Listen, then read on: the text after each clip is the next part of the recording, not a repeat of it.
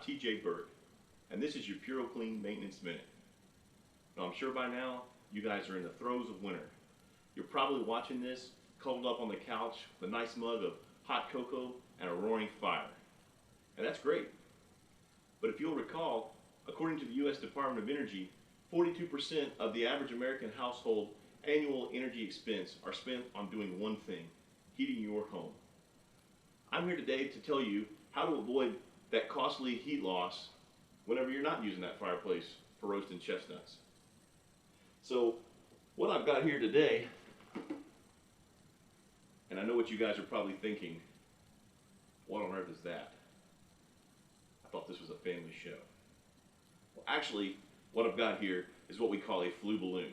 So the flue balloon is actually meant to be inserted from your fireplace up into your flue liner, and then expanded to completely seal that flue liner so that you're not losing your heat. Because remember, whenever you've got a fire going in there, where do you want that smoke going? You want it coming back in your house? No, obviously not. So chimneys are actually designed to draft.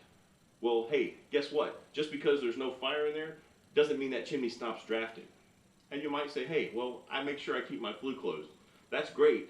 That helps impede the flow, but even a closed flue is still going to leak air. The only way to be perfectly certain that you're not having any air loss through your chimney is going to be to install something like a flue balloon. So what I'm going to do now, I'm going to deflate this guy. I'm going to show you how to put it on. Great. So I've got that all deflated. What I'm going to do, I'm going to kind of take this, I'm going to kind of crumble it up a little bit here. I'm going to reach into my flue. I'm going to feed this past the damper and continue to push that up. Now that I've got that fully in, I'm going to take my pump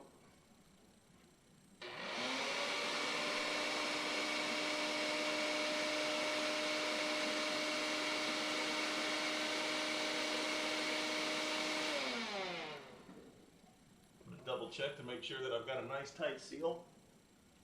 I'm going to reach up. I'm going to rotate that valve on the flue balloon 90 degrees to cut that airflow off.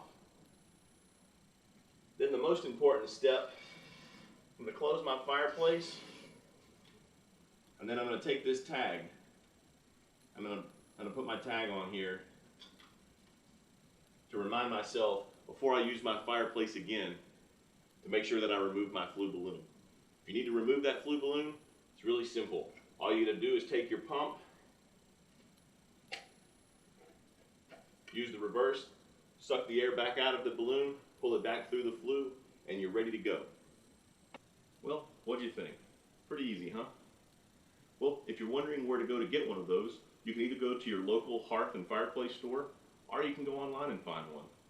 It's important to remember, though, those flue balloons do come in different sizes, so you want to make sure that you measure your flue before you make any purchase to make sure that whatever you're buying is properly sized to go inside your fireplace unit. Well, that's all I've got for today, so until next time, keep your home healthy and safe. And if you need a checkup, call the Paramedics of Property Damage.